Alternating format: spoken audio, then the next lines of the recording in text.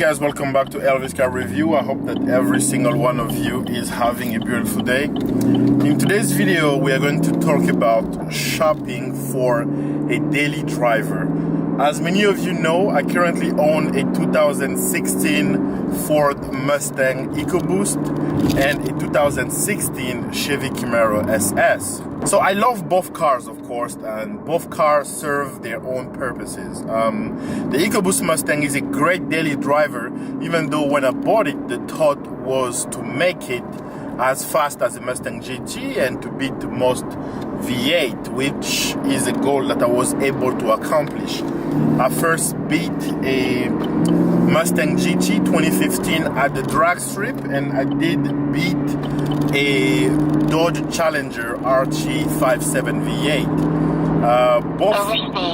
Those two cars were basically my target, and I did win against them, so I'm happy right now. Finish him!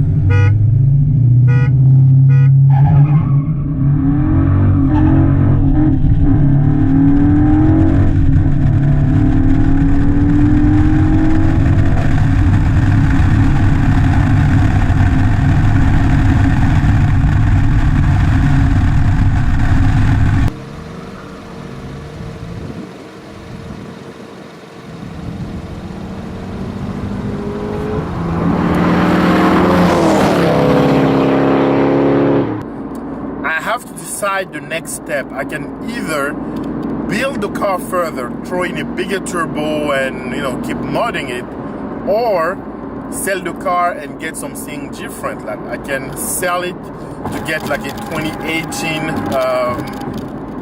Mustang Ecoboost or a 2018 Mustang GT, or I can keep that the way it is right now, sell the Camaro and probably replace the Camaro with a 2019 Camaro SS, which, I mean, yes, a lot of people are bitching about the look of it, but don't worry, give it 6 months after it gets released, you will love it. The same thing with the Mustang GT. I mean, the same thing happened with the refreshed Mustang. A lot of people said a bunch of stuff, and then when the car came out, now we have a bunch of people loving it.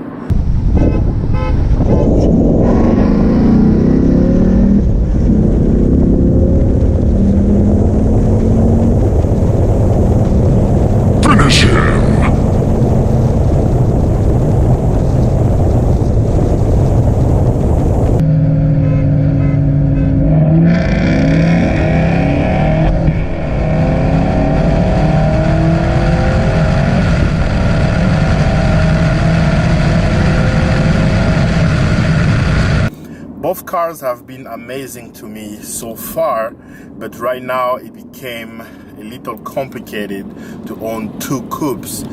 Right now I'm using the Ecoboost Mustang as a daily driver. It does a lot of things great, but I'm still lacking the practicality of a genuine daily driver, of a 4-door car with a big trunk and stuff like that. The trunk on the Ecoboost Mustang is okay, but I could use more space. And the trunk in the Camaro, I mean, it's just terrible. So the Ecoboost is a much better daily driver than the Camaro. So I came to a point where I need a daily driver, and I have two choices. Either, sell one of the car and then buy a daily driver, or sell both of them and buy a daily driver and another really nice sports car. So I just test drove a 2018 Mustang Ecoboost. It's very nice. I would love to get another Ecoboost Mustang, but I don't know if that's what you guys would want.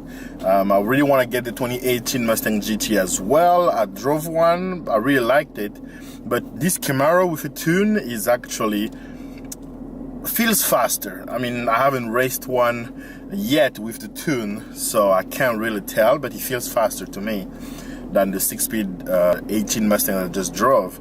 So now let's look at the pros and cons of both cars. Let's start with the Mustang. So the pros of the Mustang are, well, I bought it brand new. It was one of my very first car that I bought brand new.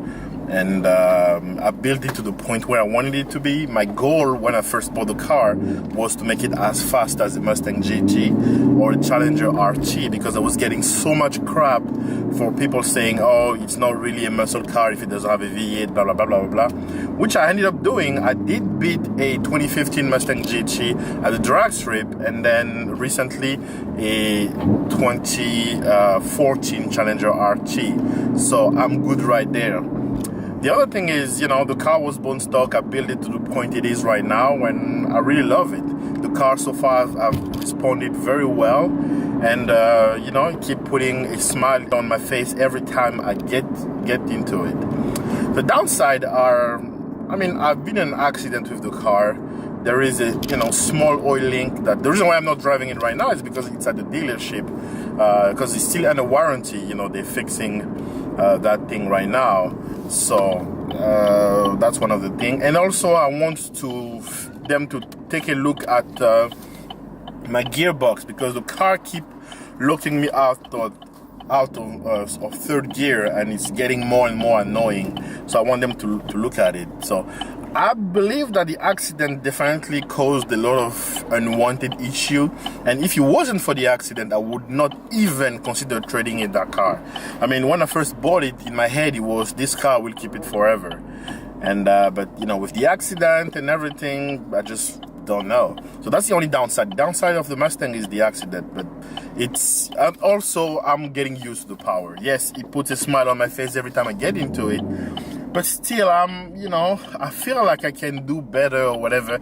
And to fix that, I was thinking of building it, like, you know, big turbo and all those good things. I just got a quote from a shop down in PA, and to do all that, you know, like 550 wheel horsepower with that car, with a bigger turbo and all the, you know, the bolt-on, they quoted me at $12,000.